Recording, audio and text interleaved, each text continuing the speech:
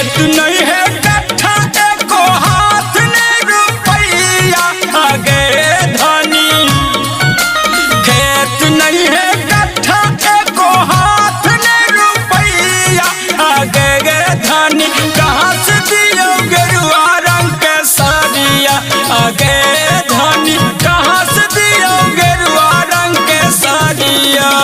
देसी बहाना नहीं चलतो, हमरा साड़ी चाहिए तो चाहिए गेरुआ कलर के, बुझलो।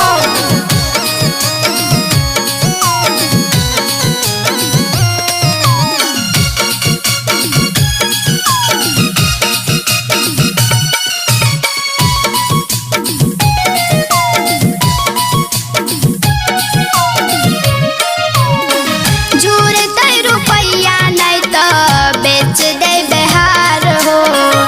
भोला लगते हमरो सुबेरा पार हो।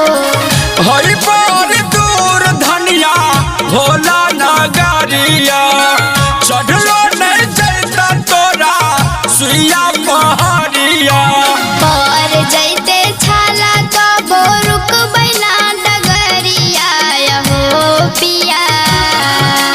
पर जैते छाला तो बोरुक बैना डगरिया हो पिया। कीन दाना गेरुआ रंग के सड़िया हो पिया। कीन दाना गेरुआ रंग के सड़िया।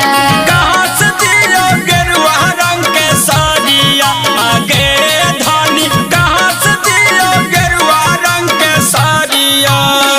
एते हम माने वाला नहीं छियो, हम देवघर जाइते करबो।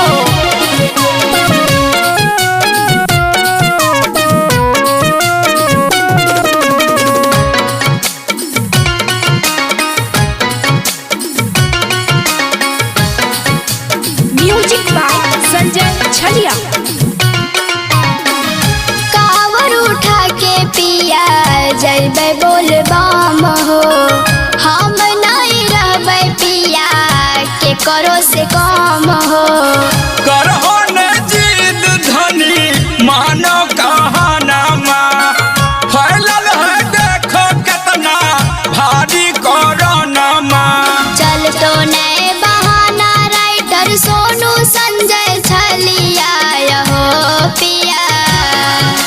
चल तो नए बहाना राइटर सोनू संजय छलिया हो पिया। कीन दाना गेरुआ रंग के सड़िया हो पिया। कीन दाना गेरुआ रंग के सड़िया। कहाँ से दियो गेरुआ रंग के साड़िया आगे धनी। कहाँ से दियो गेरुआ रंग के साड़िया। असो के सावन में जइबै देवघर नगरिया हो पिया। कीन दाना गेरुआ रंग के सड़िया हो पिया। कीन दाना गेरुआ रंग के सड़िया। कहाँ से दियो गेरुआ रंग के साड़िया। कीन दाना गेरुआ रंग के सड़िया। कहाँ से दियो गेरुआ रंग के साड़िया।